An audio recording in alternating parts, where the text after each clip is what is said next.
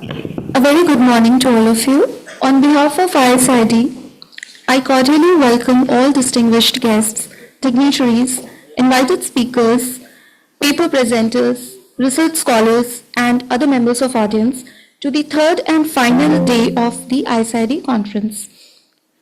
We will now proceed to the last plenary session of this conference, in which we shall present the first ISID at 40 Distinguished Person lecture.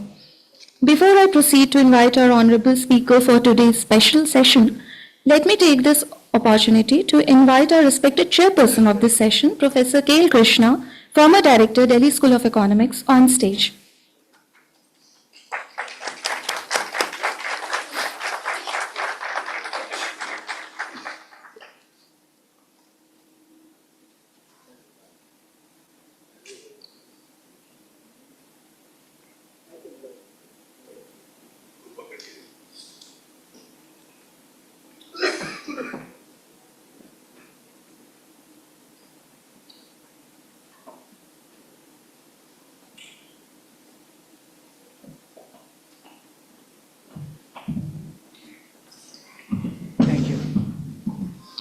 Thank you, sir, for joining us. It is a privilege to invite the honored speaker for today's distinguished lecture, Professor S. Mahendra Dev, Chairman, Economic Advisory Council, to the Prime Minister on stage. We're really honored to have you here, sir. Now I would like to invite Professor Nagesh Kumar, Director of ISID, to stage.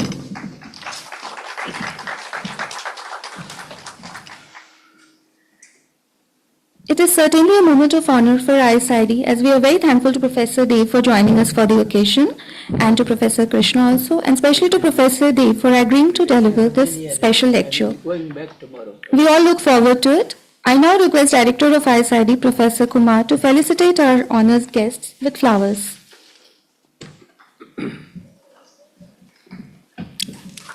So much,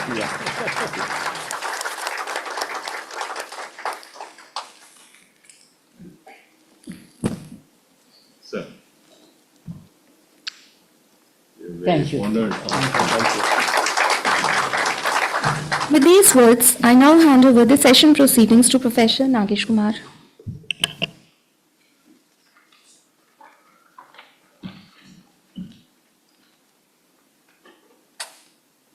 Good morning.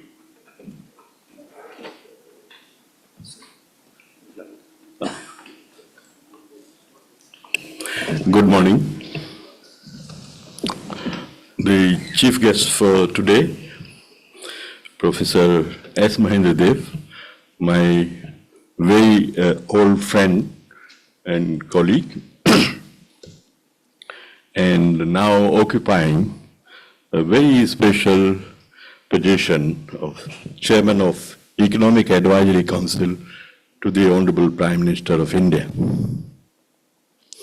Our teacher, Mahendra's and my teacher, Professor Krishna, who has actually brought us up, and all other students, generations of students who have passed through the portals of Delhi School of Economics. So he is a fatherly figure, and all the very distinguished friends in the audience, including our dear friend, Professor Alak Sharma, and former colleagues at Delhi School of Economics, and dear students, researchers, and faculty members of ISID. It's really an honor to welcome you for this occasion, the first ISID at 40 Distinguished Person Lecture Series. This is a lecture series which we have designed to celebrate our 40th year, which we just entered, actually on 29th of October. We had, a celebration to start our 40th year, because ISID was founded in the year 1986, October 1986. So the Board of Governors of ISID have decided to mark the October 25 to October 26 as its 40th anniversary year. And in this 40th anniversary year, we will have a lot of activities, special activities to mark this year, including a series of distinguished persons lectures and some conferences, including one in March, an international conference of UNU wider. So we are very honored and privileged that the first lecture of this distinguished person lecture series is delivered by none other than Professor S. Mahendra, whose career achievements and the writings everyone is familiar with. He, after finishing his studies at Delhi School of Economics, where I was, privileged to be his batchmate, and actually we used to hang together because we were the two desis, as we call it, in Delhi School at that time. And after his studies at Delhi School of Economics, his career path, anybody who has followed would know how many distinct positions, very eminent positions he has held over the past 40 years or so. He has been a professor at IGIDR, which he later on headed, became Vice Chancellor, and he was chairman of the Commission of Agriculture Costs and Prices in Government of India. He was also director of Center for Economic and Social Studies, CES, in Hyderabad for many years before becoming director of Institute IGIDR, which is a very prestigious center of economic research in the country. And he has served on the board of IFPRI, the International Food Policy Research Institute, and many other, very distinguished positions. So we are very proud and, of all your achievements, Mahendra. So, and he stays as humble as he was when we were together in Delhi School of Economics. So I'm very proud and honored that he is here with us to deliver the first distinguished person lecture at ISID. He had chosen to speak on Indian economy and the manufacturing sector, issues and policies, which is a very appropriate theme for this institute's celebration of 40th anniversary. And the other day you heard Mr. Suman Berry speaking at the inaugural session of the conference, that Indian economy is doing very well, very dynamic, resilient, and all that. It's also in this year become the fourth largest and on the way to become the third largest. But one engine of this economy, that is manufacturing sector, is not living up to its potential. So this is something of a concern for all of the people who work on Indian economy. Why on earth, with all the potential that is there, we are not able to harness the full potential of manufacturing sector? And of course, it's a very difficult, very challenging global environment in which we have to build the manufacturing sector. And we have been, for the past 2.5 days, we have been discussing all that is not right with the global economy and global trading system, the trade policy uncertainties which hold back private investments. And so there are many such challenges that we are facing. But in this context of challenging global economic environment, how we can push the Indian economy and to have the potential of this economy in manufacturing sector leverage, that is something which is what we have to worry about. And looking back, India has this history of turning challenges into opportunities. So whether it was the COVID crisis, the lockdowns and all that we observed a few years ago, going back to the global financial crisis, the East Asian crisis of 90s, every single of those crises, we have turned them into opportunities and come out stronger. So Indian economy has this resilience that it comes out stronger from every crisis. So I'm sure we will come out of this crisis also stronger. But, and so we are all waiting to listen to Professor Mahendra and his, sort of thinking and vision for economic policy to drive this transformation. And we are very honored that Professor Krishna is here to steer this talk, this very special occasion.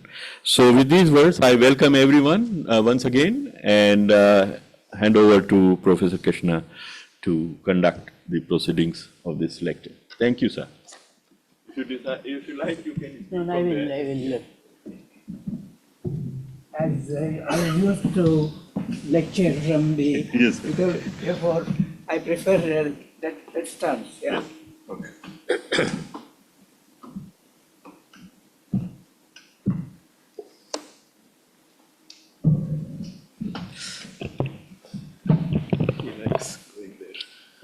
Professor Mahendra Dev, Dr.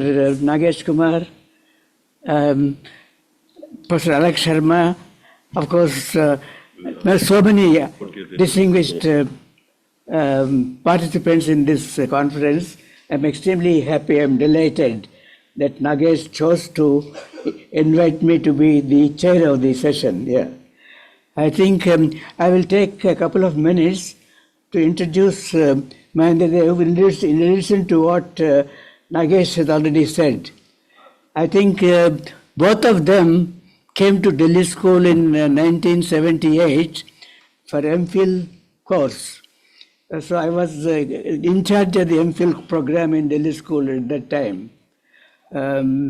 So we were very pleasantly surprised that two people, not from Delhi, from Mosul areas, Mahendra Dev from Andhra Pradesh and Nagesh Kumar from Meerut, they did so well in the entrance process. So we chose to admit them, and they did very well in the MPhil program. And later, I think, I will also say, to begin with, both of them, of course, took my advice about their choice of topics and so on. I think they're very happy about that. Only Mahendra Dev, I asked him to work on industrial productivity, because that was my interest. I asked him to look up the literature, and he did a good job. But I think after MPhil, I gave him the freedom. You do whatever you want, whatever area you want to do, and he chose to work on agriculture sector, interstate variations, and produced a very fine thesis with T.N. Srinivasan, G. Parthasarathi. I think they are the examiners, and they gave good reports. This third examiner, I don't remember now. Dantwala. Yeah, Dantwala. Dantwala at that time was very at the top of the profession in India. Yeah.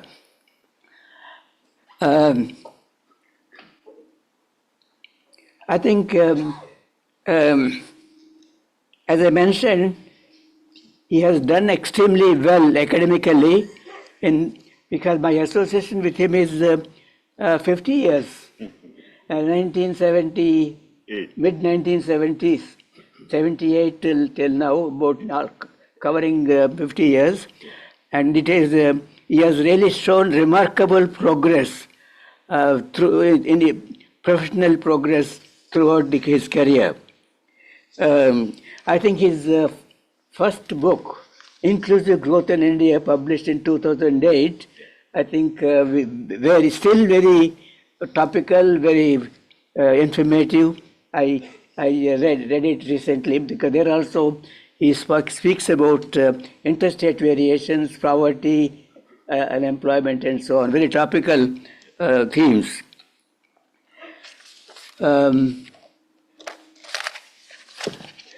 I must say, apart from his work in agriculture, employment, poverty, and so on, in poverty, I think he collaborated with C. Rangarajan. I think to improve upon the work of, or to take a second look at the work of another student of mine, Suresh Tendulkar. Yeah. This is a Tendulkar committee report, of course, still officially the approach of the government of India, but I think they wanted their Rangarajan and Mahendra to take a look at. They produced an extremely valuable document by way of revision, but the government of India has still not, I think, adopted it as this procedure. Still, this Tendulkar procedure is continuing. So, there is the state of about that poverty estimation. I must say, although he was not really interested so much in econometrics, but his work is so I think in 2023, 2 years ago, he was been invited by the Tice Trust to be the president of the Indian Econometric Society. And he delivered an excellent address in 2024 in Agartala, Tripura University. I think a very comprehensive account of Indian economy and interstate variations and so on. I think later in July 2024, after his presidential address, these are not related. I think presidential address of the Econometric Society, he has been invited to be the editor of the Economic and Political Weekly. That's a big honor. But of course, he has other more important things to do. So within a year or so, he got an invitation from Prime Minister's office to be the Chief Economic Advisor. And I am very happy that he has chosen to be the Chief Economic Advisor than the editor of Economic and Political Weekly. That job others can do. Yeah. But I think, so for as the Economic Advisor, the Chairman of the Economic Advisors Council, it is a very good choice. Yeah. Just one more minute. I think during the past 5 decades, I have been associated with 60, 70 MPhil PhD theses. I think I have learned much from some of these theses. One of the theses of is the Mahendra. Of course, I should also mention Golder. He is not here, but in industry it is Golder. I learned from him. Still, I learned from him. And in FDI and so on, I think Nagesh Kumar, I read his pieces. And the latest document he prepared last year, the Industrial Development of Report. I think that's a very good document. So I feel very proud of my students. So I do not take much time, but I will now request Mahendra to deliver his address. So if I have any other comments, at the end I will. Thank you very much. Yeah. You have to sit somewhere. Sorry? Yeah, you think. I'll give you the pointer. Okay. Do you want to speak from there? Yeah.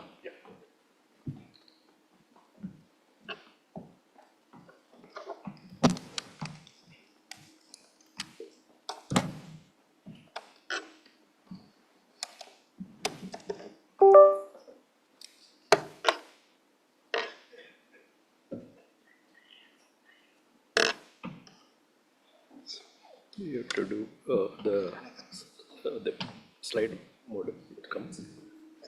Yeah, I can keep it there. Then I'll next. This one. Yes.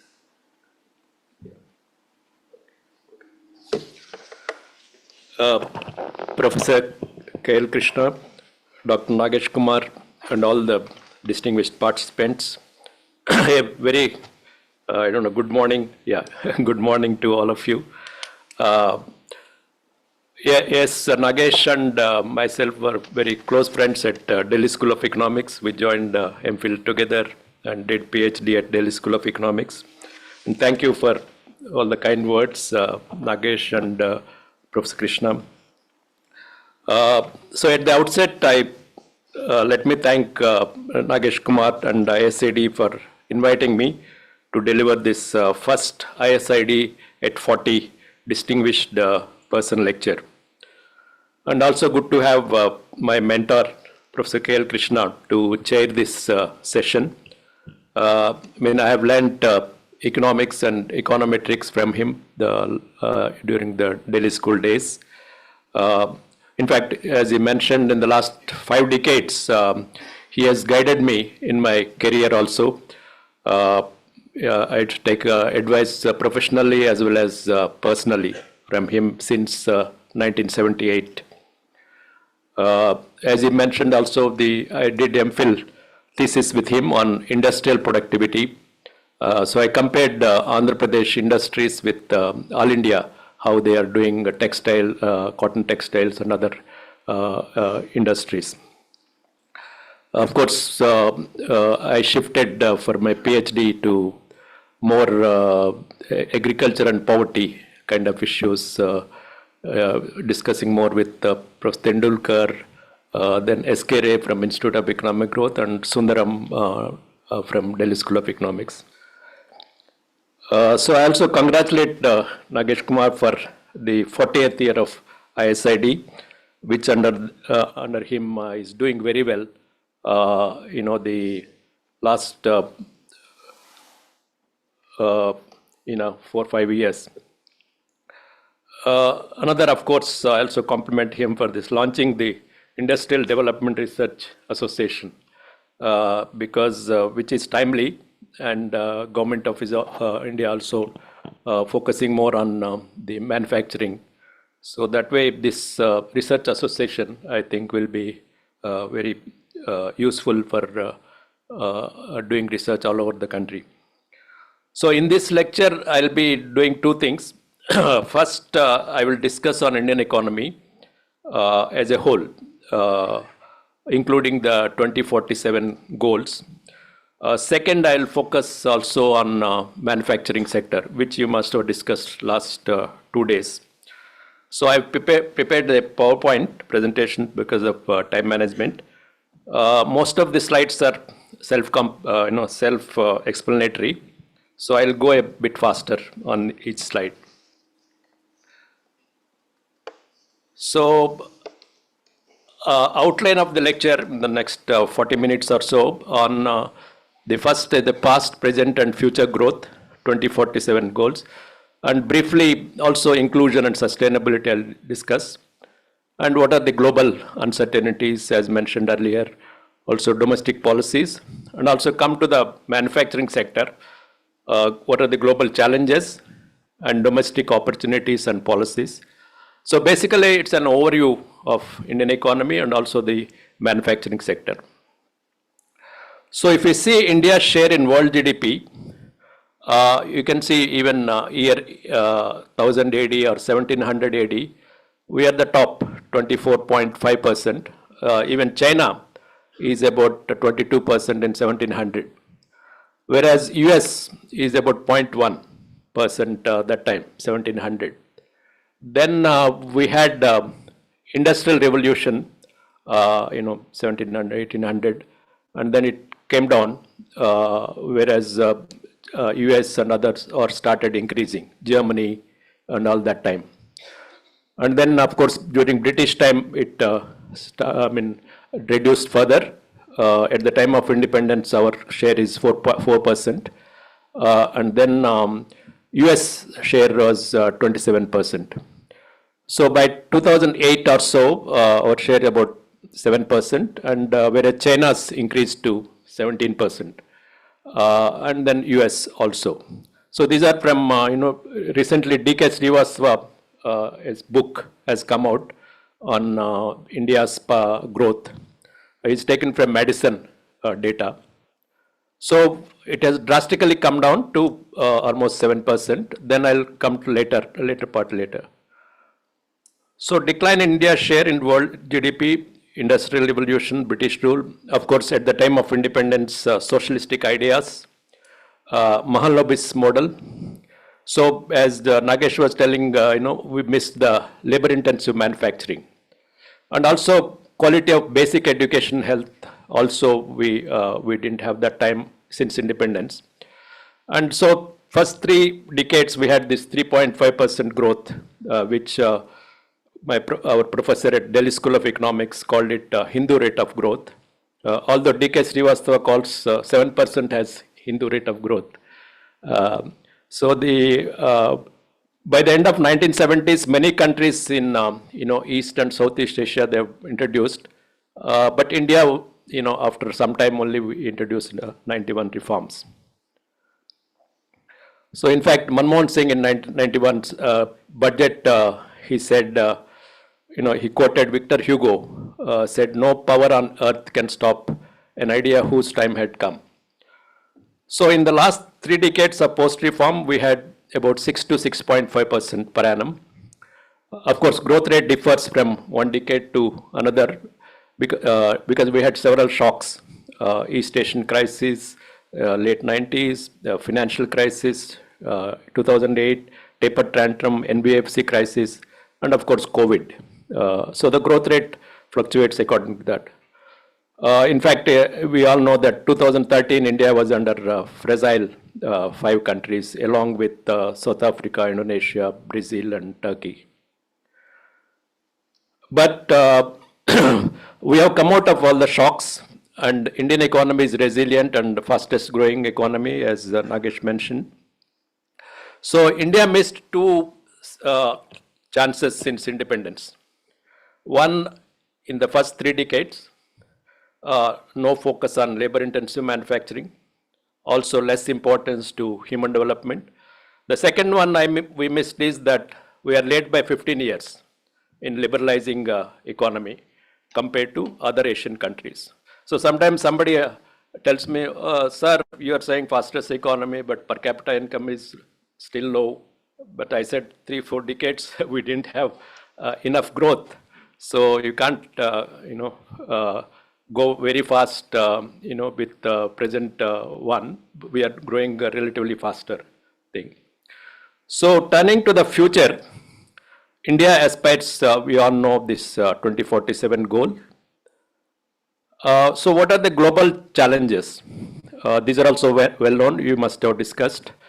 The Washington consensus, of course, for 3 decades now to deglobalization and protection, and no respect for multilateral institutions. There is also continuous demand to reform institutions like UN and multilateral development banks like IMF and World Bank. Of course, you are noticing that India is playing an important role in global leadership in BRICS, G20 and other. So it is being recognized, and we are also having South-South cooperation. So now, after Washington consensus recently, there is a London consensus. Almost after 36 years, 55 international economists, including Ravi Kanpur, Tim Berners-Lee, and many other economists, they started this London consensus in 2025 with 5 principles. First is focus on well-being, make growth matter, build resilience, put politics first, because without political economy you can't do anything, and invest in state capacity. So these are the things. So we have to see how, if the countries follow this, what will be the impact we have to see in future. Coming to domestic opportunities and challenges, So to achieve 2047 goals, there are some estimates of projected, nominal growth you need 11 to 12%, and real growth rates about 7 to 8% to achieve this 2047 goal. Dr. Rangarajan said 7% may be enough, economic survey 8%. And also, because states are important, so many chief ministers also declared that, by 2047 or some $1 trillion economy. For example, Telangana said 3 trillion by 2047. So several other states also announced targets for 2047. So we know two drivers of growth, investment rate and exports. So investment rate is presently 31 to 32%. So you need to increase investment rate 34 to 35%. With the present incremental capital output ratio, you need 34 to 35%. But private sector investment is critical. So government capex, in the recent budgets, you must have seen it has been increasing. And private sector also now, there is no twin balance sheet problem. Banks and corporate sectors are doing very well. The balance sheets are in good shape. So there is no problem of capital availability. So if we see investment rate since 2014-15, about it ranges between 33 to 31%. So it has to increase to 34 to 35 if you want to have 7 to 8% growth and achieve the 2047 goal. Gross fixed capital formation also, it is in current prices. So that's also fluctuated between 28 to 30. But increase in rural and urban demand will facilitate more private investment. In fact, many firms now are debt free. They are rich with cash. So private investment is now is important because some of the industrialists meet me. So I ask them why you are not investing. They say uncertainty. I said for the last 1 decade you are saying uncertainty, so uncertainty also will be there in future.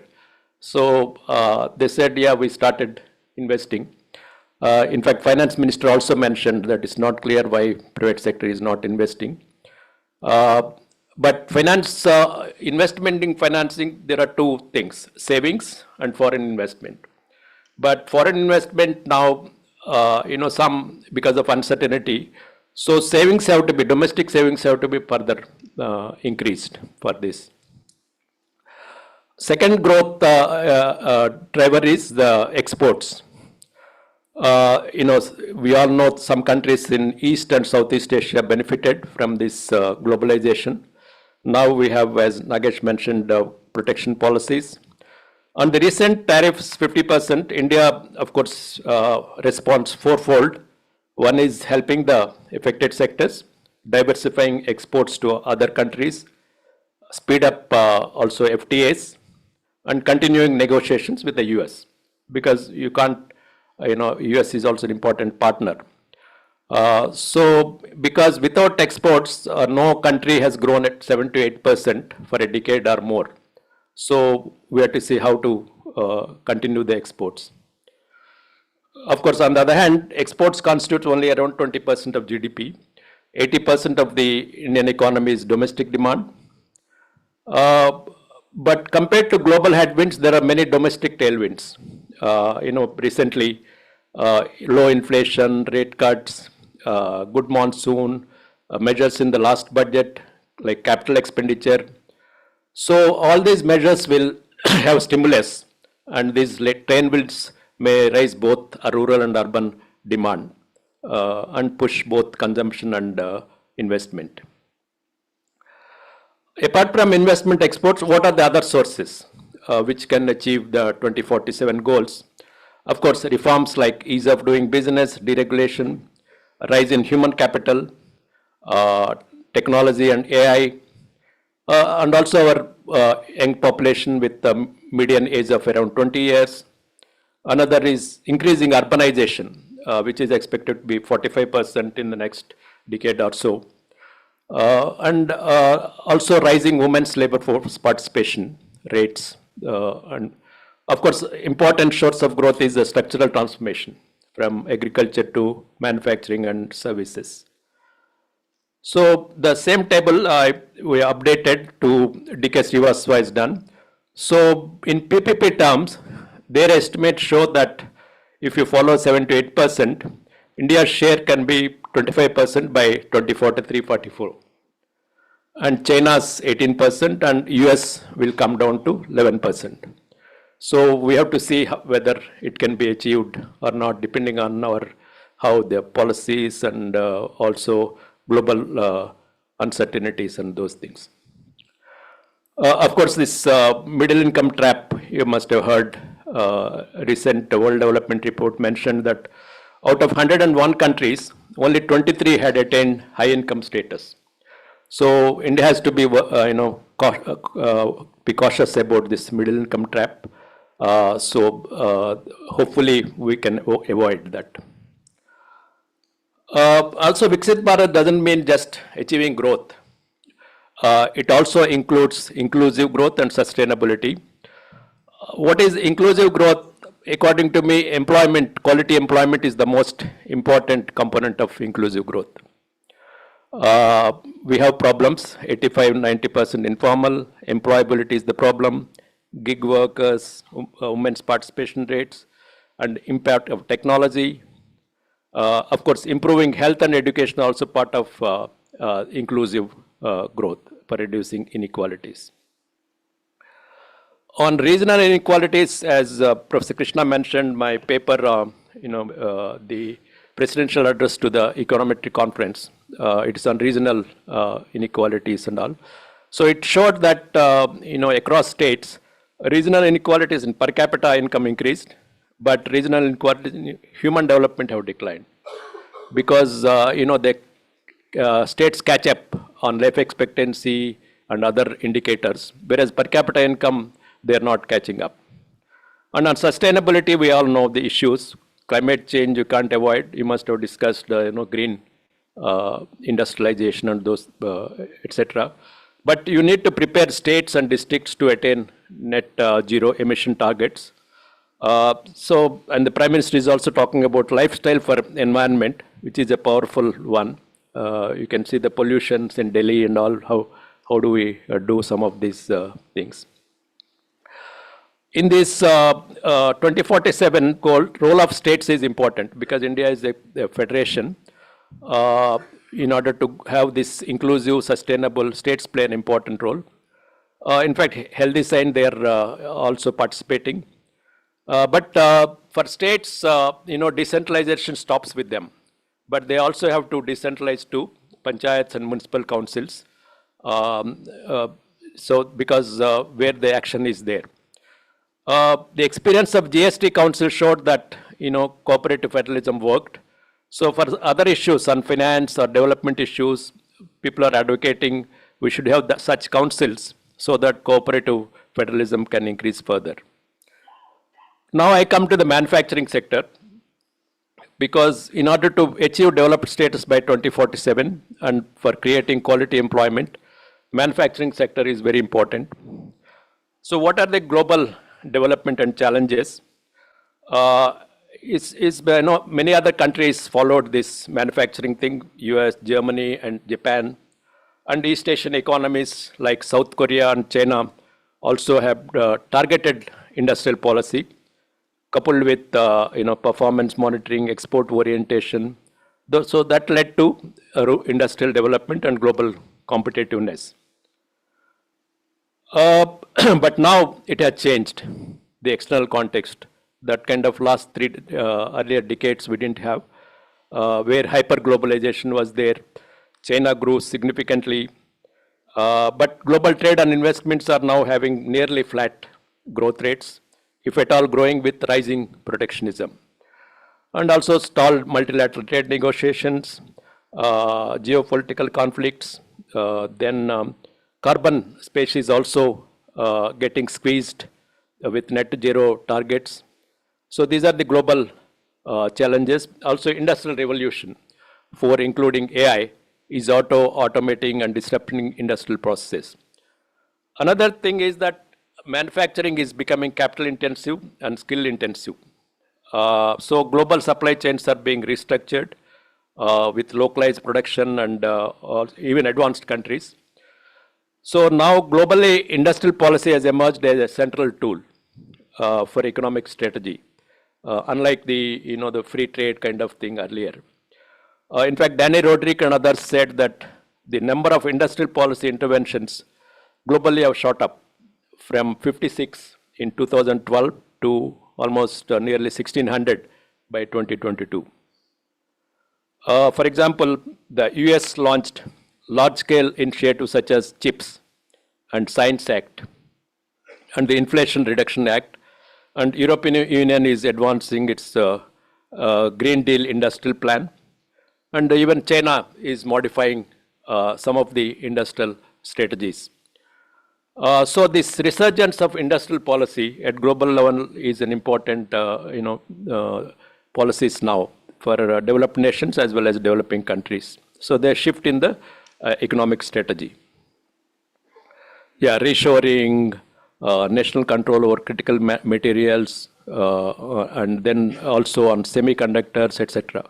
So some of the questions at global level, so whether this industrial policy be effective in delivering cutting-edge industrial development, and also the market distortions, subsidies, tax incentives, and protectionist measures, whether may support inefficient firms.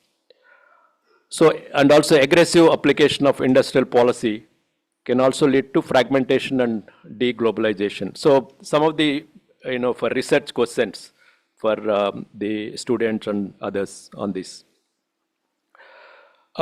Coming to India's manufacturing sector, we all know India's industrial strategy has undergone significant transformation over the decades. First 3 decades, as I mentioned, Mahanlobi strategy, less on labor-intensive manufacturing. 1991 marked a turning point, but still labor-intensive manufacturing progress is less, even in the post-reform period. In the last decade, industrial policy has taken a more targeted strategic character, like Make in India, PLI. Some people say that, share of manufacturing, GDP and employment, they think it is stagnant, but it's not stagnant. Only the share is the same, because if you see in share of course, is around 17% GDP, 11.4% in employment. In absolute terms, it increased from 17 trillion in FY15 to 30 trillion in FY25, an increase of 75% in 10 years. So it's not stagnant. Only thing is services are growing faster than industry. So that's why the share is relatively stagnant. In fact, manufacturing employment is around 72 million in 23-24. So both manufacturing services are needed, of course, as complementary. But manufacturing sector has a higher backward and forward linkages, because we have a diversified industrial sector ranging from textiles, electronics, automobiles and all. But service sector also needs an expanding manufacturing sector. So some of the growth in services is due to the expanding manufacturing. So vice versa. So one should not look at the contribution of manufacturing share and say that it is stagnant or something. It is growing slowly than services. See, if we see employment elasticities, the recent Niti Aayog report, manufacturing, the pre-COVID it was minus 0.08, but in the post-COVID it is 1%. So there is a significant increase in the elasticity of employment. This is employment elasticity. So there is some increase in the employment of the manufacturing also, compared to even services and construction and all. What about PLI scheme? PLI, worked in some areas, and particularly mobiles. It's a significant success in mobiles, because by FY23, this mobile phone imports just declined from 78 to 4%. And regional disparities in manufacturing, because in a large country there are significant regional disparities. So in my paper I showed that in per capita GSDP for industry seems to have increased. Similarly, in export, share in employment, significant regional disparities. For example, if we take per capita SDP, GSDP, also there is significant increase in disparity. Similarly, even in industry GSDP, disparities across states have increased significantly. Since unweighted one is slightly 2014 onwards, slight, flat, but otherwise it's increasing. Even services also disparities are increasing. In fact, exports, they are concentrated also because top 10 states account for 85% of exports. The Gujarat, Maharashtra, Tamil Nadu, and other states. Now governments have started the district level, export kind of thing. Let's see how it progresses. Even also structural transformation employment, state level, if you see, some of the states, share of agriculture is very low. Punjab, Kerala, Tamil Nadu, Haryana, it's less than 30%. Whereas in Rajasthan, Himachal, MP, Chhattisgarh, it is much higher, 60%, Bihar about 50%. So there are significant structural transformation in across states. On trade policy, of course, to diversify to export other countries, as I mentioned, to Asia, Latin America, and Africa, fasten FTAs. But some economists say that India should join regional groups like CPTPP and RCEP. But one has to see whether it's beneficial or not. In services, our export share increased from 3 to 4.3, but in goods still it is less than 2%. So we have to improve further.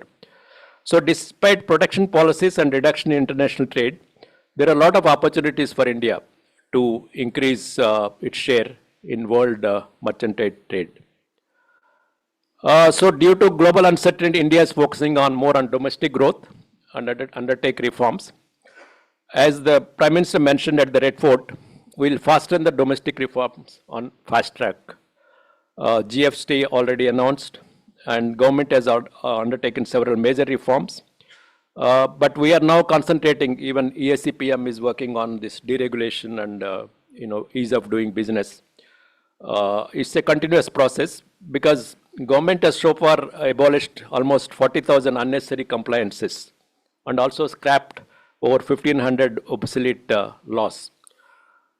In fact, the recent Income Tax Act also abolished more than 280 sections. So, from the government side, want to accelerate the deregulation agenda, to compete at global level. Because these reforms will make it easier for even the citizens. In fact, government has appointed 2 committees on deregulation, chaired by the present Cabinet Secretary and previous Cabinet Secretary. And one of these committees look at the state level deregulation. One looks at the central level and the other state level. Another problem is in Indian manufacturing is that missing middle. Because many other, in other countries, we have 200 to 500 workers, whereas in India, 10 to 50 workers in many of the firms, and at the other end, we have large-scale firms. So missing middle is one of the important issue. We must have more middle-level manufacturing units thing. I mean, 1991 reforms focused on product markets.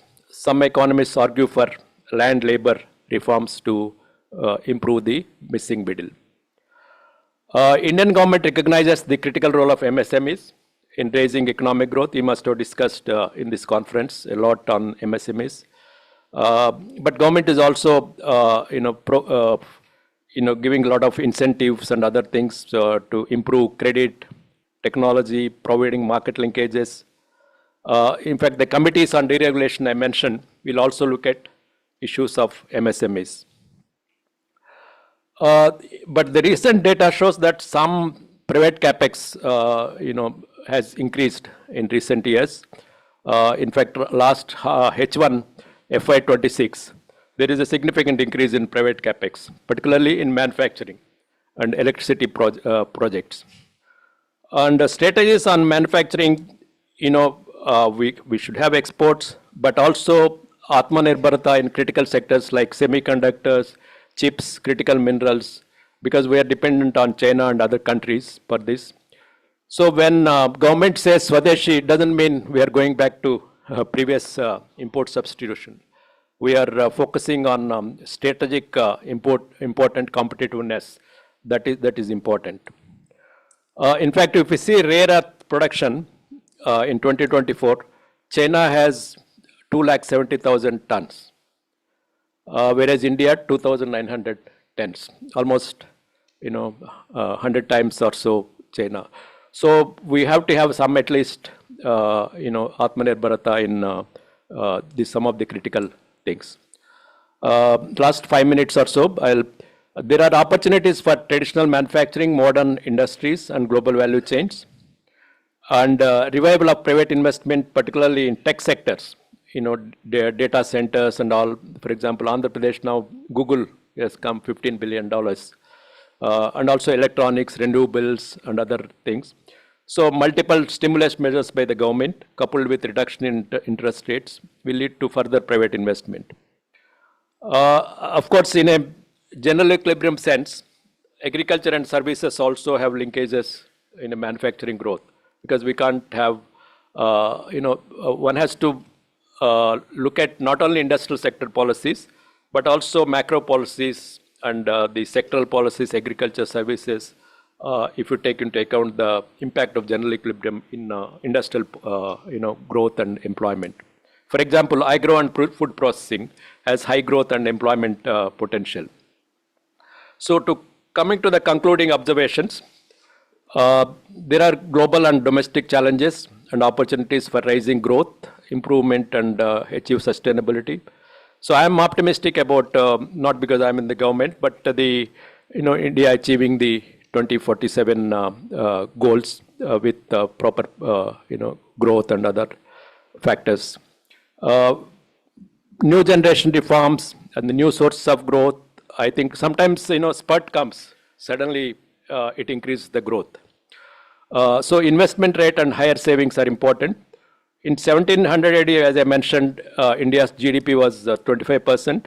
By 2043, we may achieve, if DK Srivastava and others are correct, their estimates. The long-term structural problem, which Suman Berry also mentioned, is the industry missing. But I'll add to labor-intensive manufacturing, because that's very important. It is considered a solution for structural transformation, labor absorption, and exports. So industrial policy has taken more targeted and strategic character, and government is doing domestic reforms. So incentivizing labor-intensive manufacturing than capital intensity is important. So how to do it and all we have to discuss, for future of the India's future.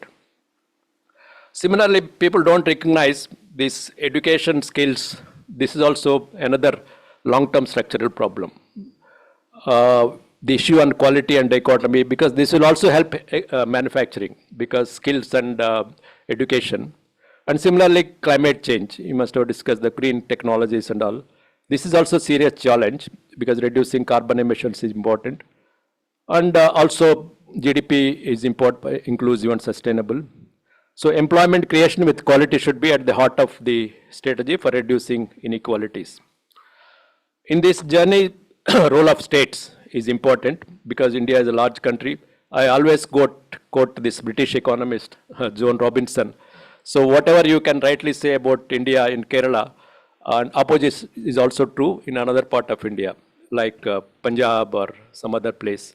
So one has to see in a large country these disparities. So per capita GSDP, there are significant disparities, but human development there is converging. In fact, demographic dividend, in fact, some of the states, Bihar, Uttar Pradesh, Madhya Pradesh, will contribute more to economics and social development in future. Maybe at that time they don't have to migrate also to other regions. The share of old age population in Bihar is likely to be 8% by 2036, but in Kerala it is 17%. So Kerala will be aging much more compared to Bihar. My last slide, what are the reasons for India's resilience? There are three factors: the political stability, macroeconomic stability, and large domestic economy. Why many countries are interested in India? Because of the large domestic economy. Either it is China or US, many countries want to invest as well as to import or export to India. Only concern is the global macroeconomic and geopolitical uncertainty. But what we want to achieve by 2047 is not unique. Several countries have achieved. If we see the history, Japan, Germany, Singapore, South Korea, all other Asian countries, they have developed a lot.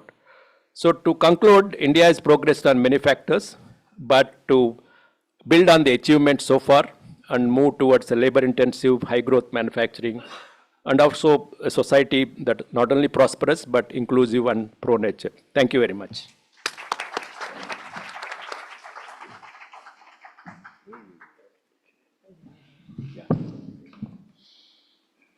I think now open discussion for 5 minutes or so. Yes. Before we go to the next session.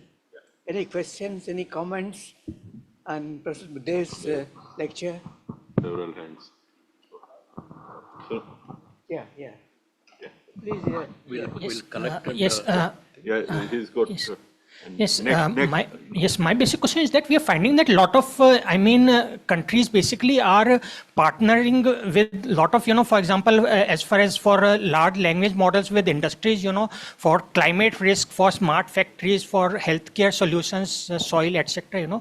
We in India basically are not able to harness data for efficient purposes. So our companies are basically not efficient because they are not able to use these data, data processes and optimize them and analyze them for for scaling them for modern processes for climate risk, for smart batteries, smart for example smart robotics, etc. So that the entire value chain basically is able to be much more efficient and much more productive. So how can we make these partnerships much more cohesive, so that we can move in and we can also be globally innovative. Thanks. So we can collect a few. Here. Please announce your name and then ask the question. Thank you, sir. I am Shurajit Das. I teach in JNU. Sir, thank you for the lecture. In fact, today morning in the technical session, Beena was presenting a paper. It is in-house work of ISID. So she brought out one striking fact about Indian manufacturing from CMIE data. That is, the growth rate in profit is much higher than the growth rate in investment in Indian manufacturing. So the profit is not getting reinvested. So that's a major challenge, I guess. I don't know what is the solution, what is the reason, but if you, I just wanted to bring it to your attention. Thank you. There is one. Thank you, sir, for a very insightful lecture. I'm Gurpriya. I'm a research associate at ISID. So my question is, for the past 3 days, we have a lot of policy deliberations on manufacturing playing a very important role for the employment. And so more so in India's case, because India is a labor-abundant country. And we've heard that manufacturing has a forward and backward linkages. And so we have also heard that now India's labor-intensive is not that labor-intensive. So what policy prescription you would suggest for India to increase its employment, since labor-intensive not being so labor-intensive? Thank you. There is one. Yeah, sir, I am Rajesh. I am from ISID. A very informative lecture. You were talking about the trade aspect, and rightly you were saying about the export being very catalyst for the growth. But I was wondering, why not the trade as a whole? Especially the import part, which you have been, you did not explain much, especially the import of technology and how it been very important for India's manufacturing development, if you can. Thank you. There is one more. I think, sir, this will be the last. Thank you, sir, for a very comprehensive and enriching presentation. I'm Divya Seth. I'm a PhD scholar here at ISID. You mentioned in your presentation that Viksit Bharat also means inclusive growth. So given the inequalities that are still persistent, how realistic is this goal of Viksit Bharat in 2047? Sir? Oh, wait. Just last one. Okay. Yeah, just take. It's okay. I am Vijay Oja. I am former ECGC professor. I just wanted one obvious question actually. You mentioned two powerful engines of industrial growth, investment and exports. A third one, which I thought you will mention, I don't know why you omitted it, is innovation. Total factor productivity. Delhi School has done so much work on total factor productivity, and still you didn't consider it important to mention that. There is so much, that was a kind of puzzle. Implicit investment.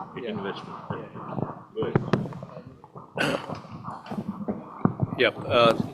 Thank you very much for these questions. On the data processing, we are actually behind China and US on this AI also. We are catching up. I mean, a lot of investments are coming up in India also. As I said, Visakhapatnam, Google has done. And in the next few years, I think you will see much more catching up with China and USA on climate change and several factors. I think I'm optimistic about that. Growth rate, in profit is higher. It is true that as I mentioned also that they are sitting with cash, the thing, but they're still waiting, I think. But as I mentioned in the last half financial year, H1 FY26, there is a significant increase in private investment in the manufacturing as well as the electricity and all. So hopefully with all these measures, fiscal and monetary policy, all these things will help in the next half year as well as in the future. And also this ease of doing business, all this, hopefully the private sector will invest more thing, because the keeping cash is not the main thing. Labor abundant India is,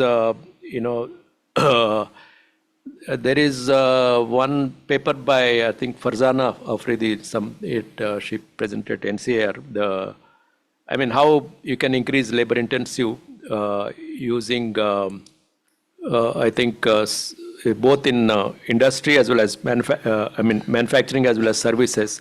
She showed, for example, the traditional industries like textiles and others, you can still a lot of progress can be made. And the global value chains, the capital intensive thing is there and the technology intensive is there, skill intensive. But still, I think labor absorption can be there. It is increasing, but the share is not increasing. Share of manufacturing is still at 11 to 12% for last several years. That means services are absorbing and agriculture also. So the Lewis model kind of thing, it's not happening. So it will slowly, I think it will come with the increase in the export trade. Imports also important, of course, because many are also using imports, components and other things. So imports, that's also, in fact, the total imports plus exports, consider they were open economy kind of thing. On inequalities, inequalities are there, but how to reduce them? So earlier, of course, planning and all, they were focusing more on social protection policies and other things. So that's still important. Each state government and others are doing. But on the other hand, two things are important according to me, inequality reduction. One is labor intensive manufacturing. Other is health and education. I think those, if everybody gets the universal health care and the quality education, that will reduce inequalities rather than having social protection policies only. I'm not saying they're unimportant, but they're all equally important for poor and vulnerable. So lastly, on innovation, it's implied. I mean, I didn't specifically mention because I mentioned in the other sources, technology and AI, but their innovation is equally important. And TFP, of course, I worked on TFP with Professor KL Krishna, total factor productivity. So that's equally important, innovation, technology, and others. So because those are the investment exports are the usual things, and the other TFP and innovations are equally important. Okay, thank you very much.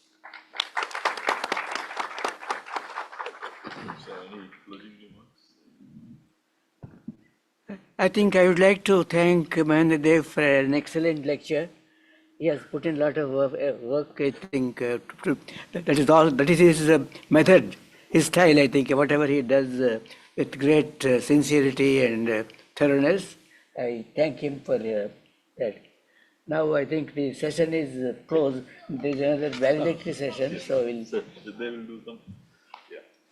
Sir, I want to also join some words in appreciation of this very comprehensive talk that Professor Mahendra has given to us.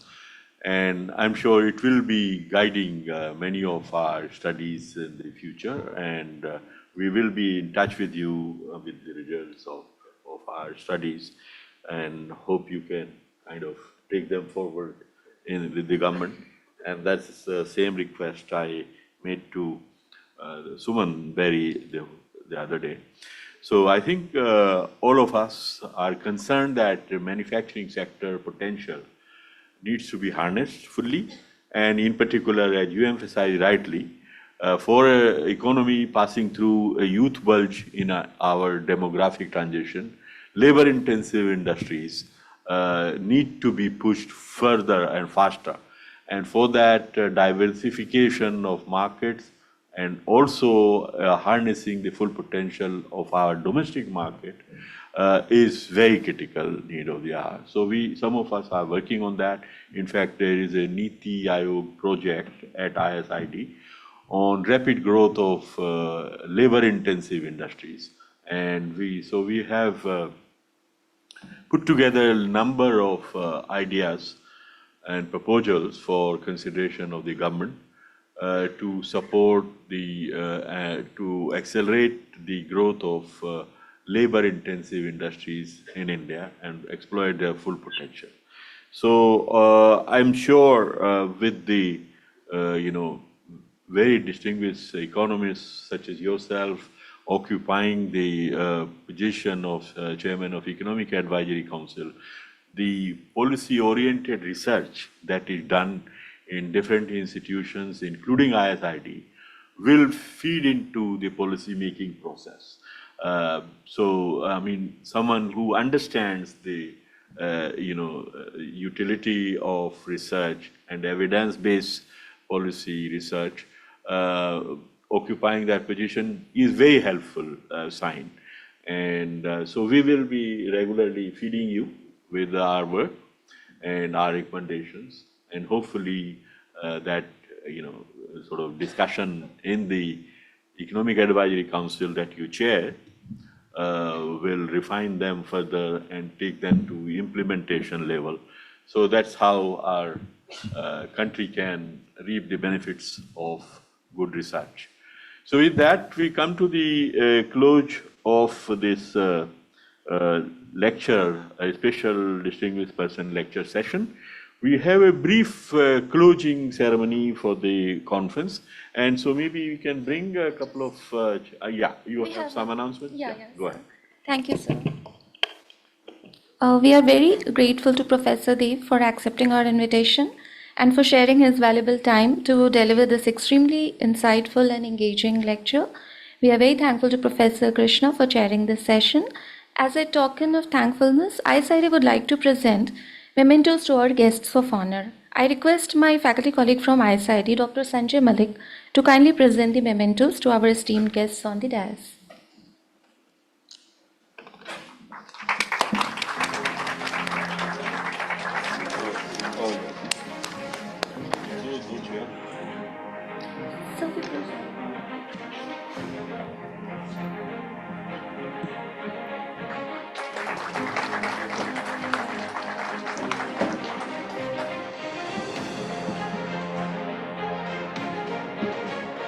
I request Dr. Sanjay Malik to kindly present memento to Professor Krishna.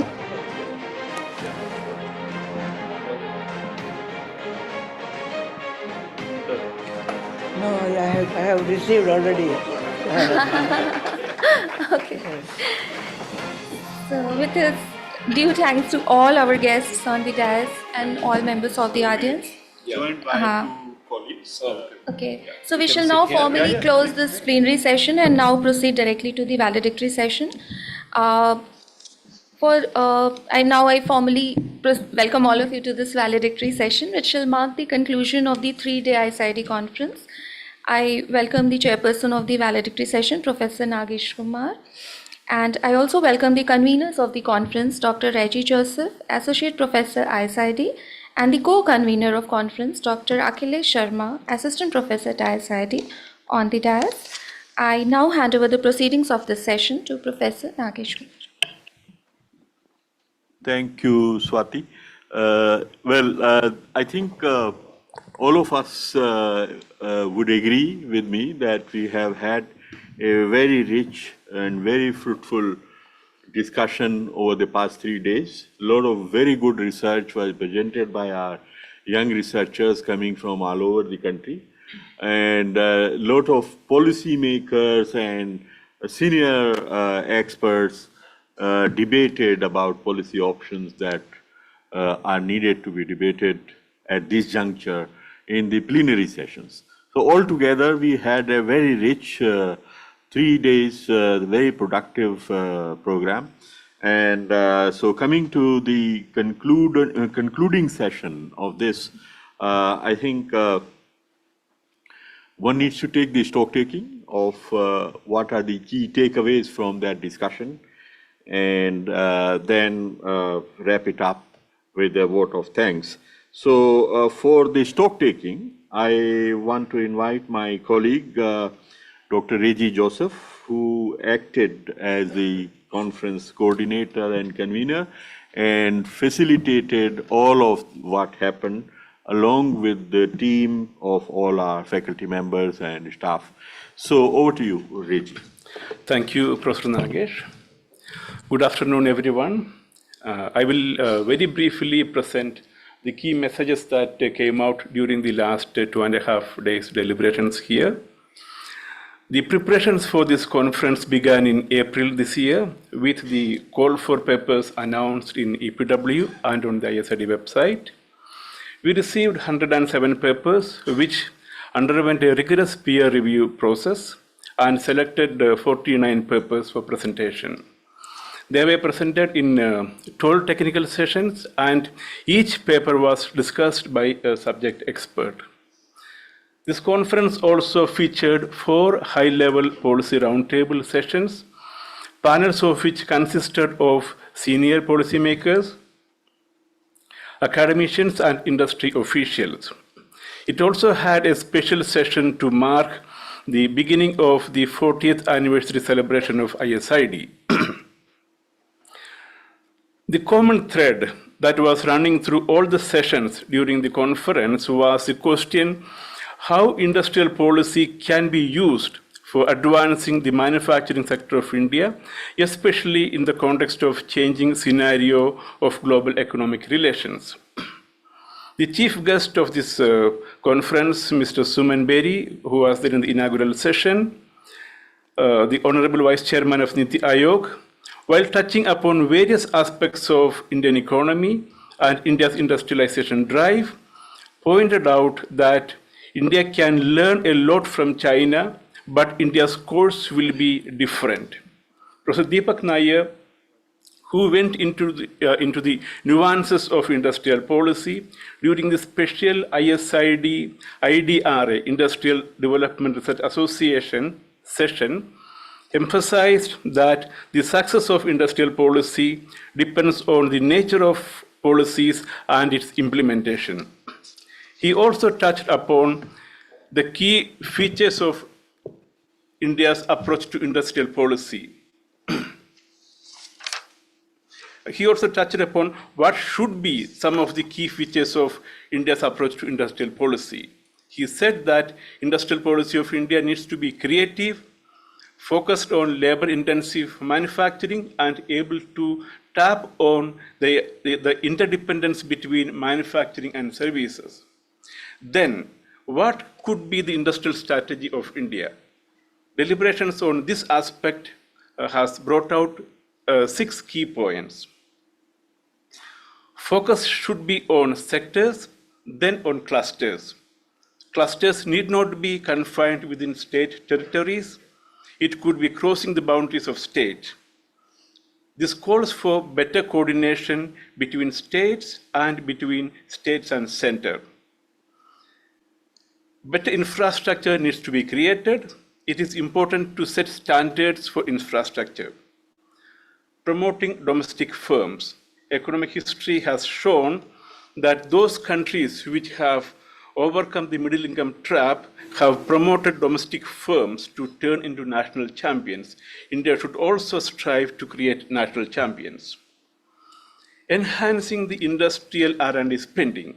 For this, financial incentives schemes need to be considered. Also, a utility model patent system to incentivize R&D by the MSMEs.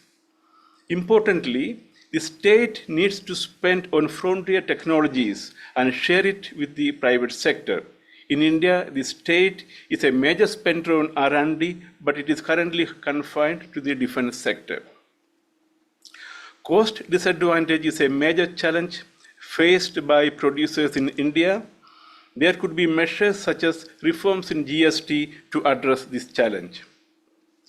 Imposing performance requirements on organized retail chains and having in place a labeling system that distinguishes domestically produced and imported goods. Increased outward orientation of Indian economy is another key aspect of India's future-ready industrial policy. Although India is a major market, domestic demand alone is not sufficient to drive economic growth to a level that is needed for achieving the objective of Viksit Bharat at 2047. Outward orientation will also lead to improvement in productivity. Deliberations during the conference brought out 3 key areas where we need to focus on to enhance India's outward orientation. Diversification. Currently, much of India's exports are focused on select few countries and select few products. So India needs to diversify both in terms of geographical areas and export basket. The inverted tariff structure needs to be corrected to enable participation of Indian producers in the global value chains. Addressing this will also help producers in India to be more competitive. India's approach to FTA needs to change. It needs to factor in the nature of demand in the party on the other side. India's industrial policy needs to address the issue of job creation. MSMEs are a major source of employment in India, and it contributes about 1/3 in India's GDP. The discussions have highlighted 2 areas where industrial policy pertaining to MSMEs needs to focus on. Access to affordable credit. MSMEs operate at a low technical efficiency level. Technology upgradation requires financial resources. However, they are not able to secure loans from banks and often end up borrowing from local money lenders at high interest rates.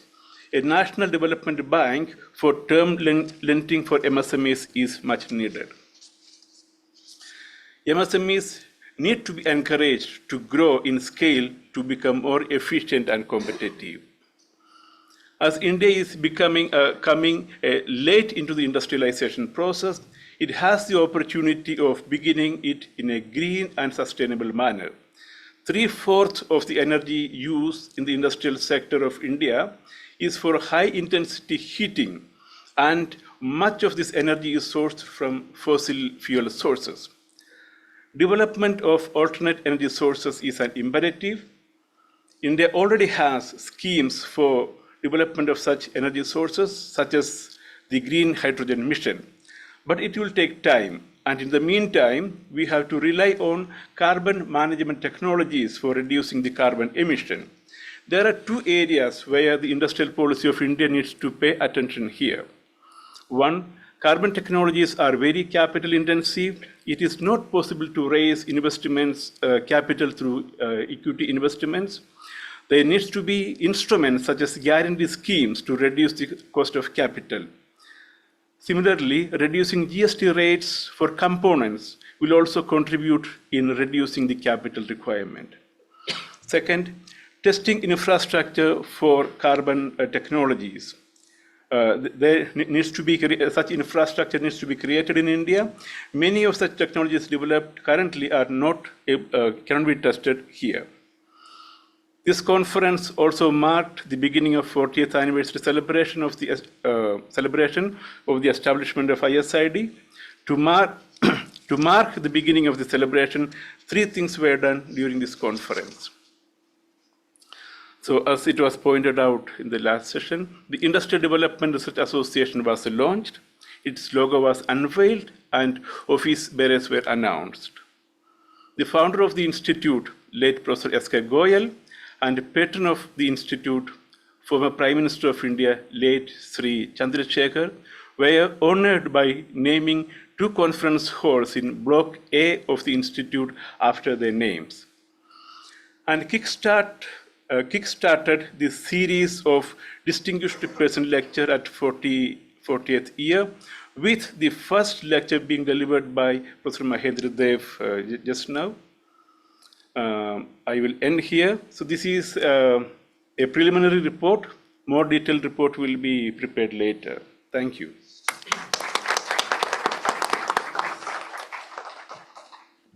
Thank you, Reggie, for capturing the essence of what had been a very rich discussion covering 49 competitive papers, peer-reviewed papers, as well as 6-7 plenaries covering so many very distinguished speakers. So you have managed to capture some key takeaway messages in a very succinct manner. I did not realize it was possible. So you have done a very impressive job. So, yeah. So now I would like to invite my other colleague, Dr. Akhilesh Sharma of ISID, who worked as a part of this team which organized the conference as a co-convener. And he would like to list a few vote of thanks to our very distinguished contributors. So over to you, Akhilesh. Summarized very well. Yeah, very impressive. Not easy. Thank you, Professor Nagesh. Respected Professor Mahendra, Professor Krishna, Professor Nagesh, and Dr. Reggie, and the audience, distinguished speakers. So we have come to the end of this event, and you all have spent here around 3 days, and I hope you all have enjoyed it and learned some lessons that may contribute in your ongoing research works. So in process to thank you, I would like to thank first of all to all the participants who took pain to travel here and staying here and actively participating in different sessions and plenary sessions. So thanks a lot from the bottom of hearts to you all. I would like to thank Professor Mahendra being the very busy persons, and from his busy schedule he has managed to be here and delivered the lecture, very special lecture on the 40th anniversary of the ISID. Thank you very much, sir, for being here and delivering the lecture. And Professor Krishna, I think he is a living inspiration for us. At this age, he is actively contributing in the sessions and being here. Thank you very much, sir. Thank you. Thank you very much for being here. Mr. Suman Berry, also our the inaugural session, and he also from his busy schedule, he managed time to be here and delivered the inaugural lectures. So thank you very much to Mr. Suman Berry. Thank you to Professor Dhananjay Singh, the Member Secretary ICSR. He is also very busy from his very schedule. He managed to be here at the 2 occasions, one in the inaugural sessions and one in the evening session, and where we announced the celebration of the 40th anniversary and IDRA progress we discussed with you all. We also thanks to ICSR for the financial supports we received from the ICSR. So thank you very much to ICSR and Professor Dhananjay Singh. And I also would like to thank you to all the distinguished chairpersons, panelists of the plenary sessions. And there are a number of plenary sessions, so it will be difficult to name to all. But thank you all to them, all the chairs and distinguished panelists and chairpersons and discussants of the technical sessions also. They have also contributed well. To name a few people are also here, like Professor Alak Sharma, Professor Bijay Ojha, Professor Uday Bhanu Sinha is also here, and some others are also present here. So thank you all technical sessions and plenary sessions chairpersons and discussants. And now I would like to thank to the fulcrum of this conference, Professor Nagesh Kumar. Why I am saying the fulcrum is that he is the instrumental since beginning in the conception of the idea of this conference. Getting the resources, financial support from the ICSR and financial support from some other resources while he was traveling, but the conference program, what is before you and how we have organized it, I think instrumental in giving it shape and inviting the speakers and panelists of the plenary sessions like that. So, sir, thank you very much. And every day he was taking the inputs, how the conference is going on. So basically, that's why I told you that he is the fulcrum of this conference. And thank you very much, sir. And thank you to all my faculty staff, PhD students, and ISID staffs. Without their support, this conference would not happen. So you all have helped us, and through different committees like the you can say registration, technicals, and other committees, and even behind the banner you all have worked, and some of them had worked in the night also. So thank you very much to all the staffs and even particularly PhD scholars. They are the young and they have contributed it. Administrations, library staffs, IT persons, maintenance staff, security persons, all have contributed in their roles. And this is ISID has I think the largest staff number, so I cannot name everyone, but I am thanking to all for your contributions.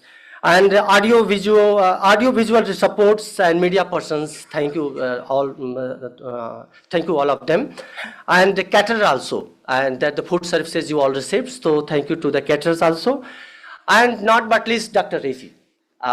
He is the convener and he is also the person behind the scene. He has, I think, contributed a lot in every activities of this conference and monitored it and giving the shape to it. So thank you very much to the Dr. Rezi. And once again, thank you to all, and looking forward to see you once again in the next conference. So please, we all are welcome. We are ready to welcome you for the next conference. Thank you. Thank you. So finally, I think I must thank the two conveners of this conference. They have been very humble, modest, to thank themselves. So Professor Dr. Rezi and Dr. Akhilesh and the rest of our faculty, because everyone was contributing to this conference in a very meaningful manner. And this year, special contribution by our PhD students, the two batches. So I really want them to stand up so that we can clap for them.